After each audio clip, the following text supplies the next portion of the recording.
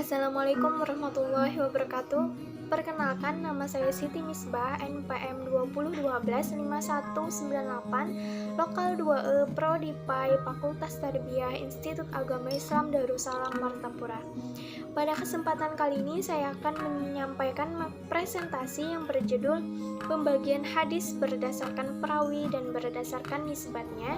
Jadi saya akan menjelaskan salah satu pembagian hadis berdasarkan nisbatnya, yaitu hadis marfu, pengertiannya, macam-macamnya, beserta contohnya dan kedudukannya dalam berhujjah. Baiklah, saya akan menyampaikan materi pertama, yaitu pengertian hadis marfu. Hadis marfu yaitu segala sesuatu yang disandarkan kepada Nabi Muhammad SAW, baik berupa perkataan, perbuatan, ataupun takrir, baik hadis itu syahih atau hasan, baik sanadnya mutasil atau munqati. Al-hadisul marfu'u huwa ma udifa ilan nabi sallallahu alaihi wasallam khosotan min qaulin aw fi'lin aw takririn aw wasbin. Hadis marfu adalah ucapan, perbuatan, ketetapan atau sifat yang disandarkan kepada Nabi Muhammad sallallahu alaihi wasallam secara khusus. Hadis marfu dibagi menjadi dua. Yang pertama hadis marfu syari atau hakiki, yang kedua hadis marfu hukmi. Jadi kita akan membahas yang pertama hadis marfu syari atau hakiki, yaitu hadis yang tegas-tegas dikatakan oleh seorang sahabat bahwa hadis tersebut didengar atau dilihat atau disetujui oleh Rasulullah SAW. Hadis marfu syarih atau hakiki dibagi lagi menjadi tiga. Yang pertama hadis marfu qauli hakiki, yang kedua hadis marfu fi'li hakiki, yang ketiga hadis marfu takriri hakiki. Yang pertama hadis marfu qauli hakiki, yaitu hadis yang disandarkan kepada Nabi SAW berupa sabda atau perkataan beliau, baik yang menyandarkan itu sahabat atau bukan, baik sanadnya mutasil atau munqati, sabda beliau yakni dalam bentuk beritanya dengan tegas dinyatakan bahwa Nabi telah bersabda. Contoh, an Anasin qala an-nabiyyu sallallahu alaihi wasallam la yu'minu ahadukum hatta akuna ahabba ilaihi min walidihi wa walidihi wan nasi ajma'in. Dari Anas, Nabi Shallallahu Alaihi Wasallam bersabda, tidaklah beriman salah satu dari kalian sampai aku lebih dicintai olehnya dari orang tuanya dan anaknya serta semua orang. Hadis riwayat Muslim. Yang kedua, hadis marfu fi'li hakiki. Hadis ini yakni yang dengan tegas menjelaskan segala perbuatan yang disandarkan kepada Rasulullah SAW, baik yang menyandarkan itu sahabat atau bukan, baik sanadnya mutasil atau munqati. Contoh, an Aisyah radhiyallahu anha qalat kana an-nabiyyu sallallahu alaihi wasallam idza shalla rak'atayil fajri toja'a ala shiqqihil aiman. Dari Aisyah radhiyallahu an berkisah, dahulu Nabi Shallallahu Alaihi Wasallam apabila telah usai mengerjakan 2 rakaat fajar, Nabi berbaring di atas lambung kanannya. Hadis riwayat Bukhari. Yang ketiga, hadis marfu takriri hakiki, hadis yang menjelaskan tentang perbuatan sahabat yang dilakukan di hadapan Rasulullah Shallallahu Alaihi Wasallam dengan tidak memperoleh reaksi dari beliau, baik dengan menyetujui ataupun mencegahnya. Contoh, qala Ibnu Abbas kunna nusalli rak'ataini ba'da ghurubi syamsi wa kana Rasulullah sallallahu alaihi wasallam yarana wa lam yamurna wa lam yanhana. Ibnu Abbas radhiyallahu an berkata, kami sholat 2 rakaat setelah terbenam matahari, sedang Rasulullah Shallallahu Alaihi Wasallam melihat kami dan beliau tidak memerintahkan kepada kami untuk mencegahnya.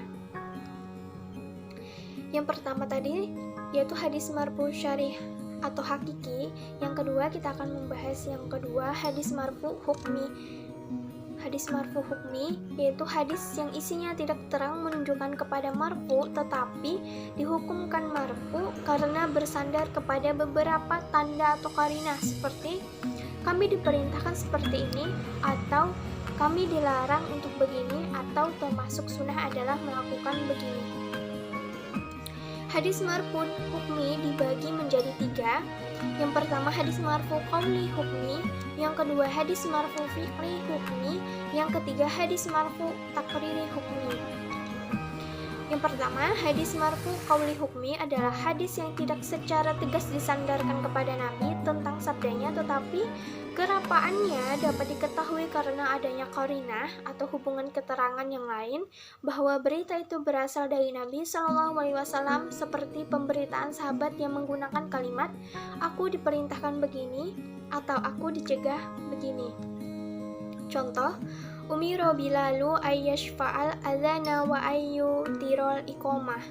Bilal radhiyallahu an diperintah menggenapkan azan dan mengganjilkan iqomah. Hadis riwayat muttafaqun alaih. Yang kedua, hadis marfu fi'li hukmi, yaitu hadis ini ialah perbuatan sahabat yang dilakukan di hadapan Rasulullah Shallallahu Alaihi Wasallam atau di waktu Rasulullah Shallallahu Alaihi Wasallam masih hidup. Apabila perbuatan sahabat itu tidak disertai penjelasan atau dijumpai suatu qarinah yang menunjukkan perbuatan itu dilaksanakan di zaman Rasulullah, bukan dihukumkan hadis marfu. Contoh, qala Jabiru kunna naqulu luhumal khayli ala ahdi Rasulillah. Jabir radhiyallahu an berkata, kami makan daging kuda di waktu Rasulullah Shallallahu Alaihi Wasallam masih hidup. Hadis riwayat Nasai. Yang ketiga, hadis marfu takriri hukmi, yakni hadis yang berisi suatu berita yang berasal dari sahabat kemudian diikuti dengan kata-kata sunnatu Abi Qasim atau sunnatu nabiyina atau minas sunnah atau kata-kata yang semacamnya. Contoh, an Uqbata bin Amiril Juhani anahu qadima ala Umar bin al-Khattabi faqala man lukum lam yanza Ufaika qala minal jum'ati ilal jum'ati qala asabata sunnah. Dari Uqbah bin Amir al-Juhani radhiyallahu an bahwasanya dia menghadap ke Umar bin Khattab setelah dia bepergian dari Mesir. Maka Umar bertanya kepadanya, sejak kapan kamu tidak melepaskan sepatu kukmu? Uqbah menjawab, sejak Jumat sampai hari Jumat. Umar berkata, kamu sesuai dengan sunnah. Adapun kehujahan hadis marfu, yaitu hukum hadis marfu tergantung pada kualitas dan bersambung atau tidaknya sanad. Hadis marfu yang syarih dan hasan dapat dijadikan hujjah, sedangkan hadis marfu yang dhaif boleh dijadikan hujjah hanya untuk menerangkan fadailul amal. Mungkin cukup sekian yang dapat saya sampaikan. Saya berharap hasil presentasi yang saya berikan bisa bermanfaat untuk audiens. Jika ada kekurangan dan kesalahan, saya meminta maaf karena kesempurnaan hanya milik Allah Ta'ala. Wabillahi taufiq wal hidayah. Wassalamualaikum warahmatullahi wabarakatuh.